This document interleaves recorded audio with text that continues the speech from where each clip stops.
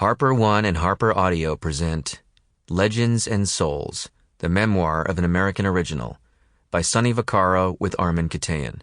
Read by Sonny Vaccaro, Pam Vaccaro, and Ari Fliakos.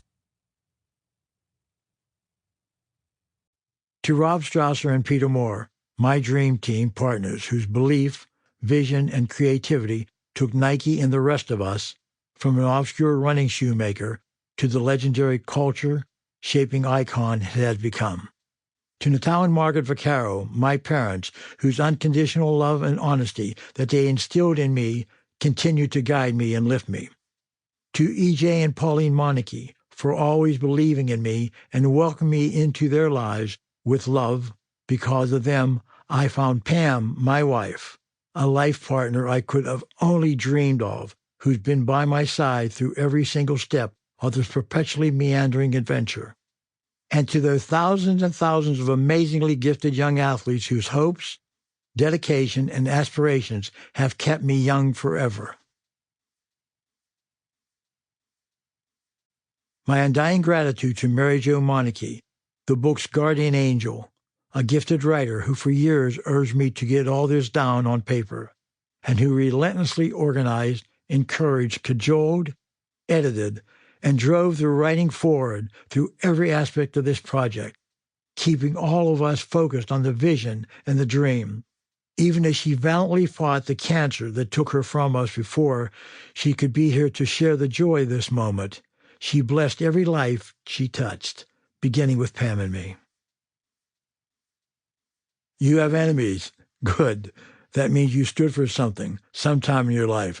Victor Hugo. I'm kind of amazed. I wasn't more amazed. Chris Christopherson.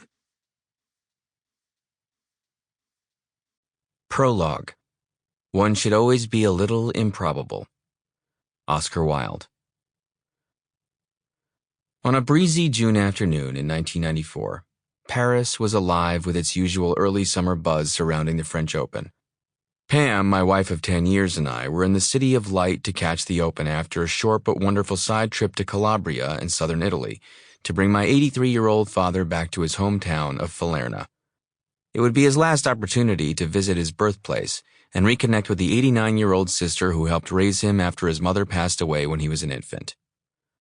Martina Navratilova, Steffi Graf, Pete Sampras, Stefan Edberg, and Boris Becker were the marquee names in world tennis at the time, Graf back to defend her title from the year before.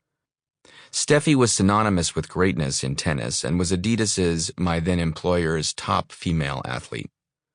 Earlier that day at Roland Garros, we'd watched Aransta Sanchez Vicario beat Anka Huber 6-3, 6-2 to advance to the quarterfinals.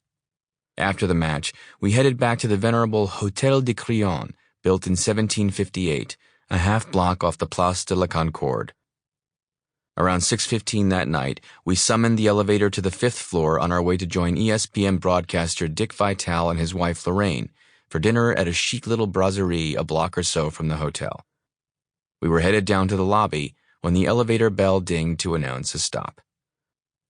The doors parted, and an apparition appeared before our very eyes. Phil Knight, my ex-boss, sporting the usual Nike cap, no shades, longish blonde curls hanging over the collar of his swoosh-embroidered Nike shirt. Without acknowledgement, Knight stepped into the cramped lift. When his eyes met mine, I simply said, "Good evening, Mr. Knight." I greeted him as if he wasn't the force factor behind my sudden, shocking firing 3 years earlier. As if he hadn't influenced the FBI and a Portland grand jury to investigate me for alleged corporate espionage. As if it hadn't been barely 7 months since he failed to attend marketing genius Rob Strasser's funeral in November. Standing beside me, Pam's eyes widened as she sensed the palpable tension that had altered the air in our confined space. A person I had worked for 14 of the most innovative, groundbreaking, productive years either of us ever had, couldn't muster even a grudging hello or good evening in reply. Instead, Knight, as if we weren't even there, turned and faced the front of the car. No gesture, no nod, not a hint of goodwill. I knew he was known to hold grudges. It's just somehow more affecting when you confront that sobering vibe 18 inches from Sample complete. Ready to continue?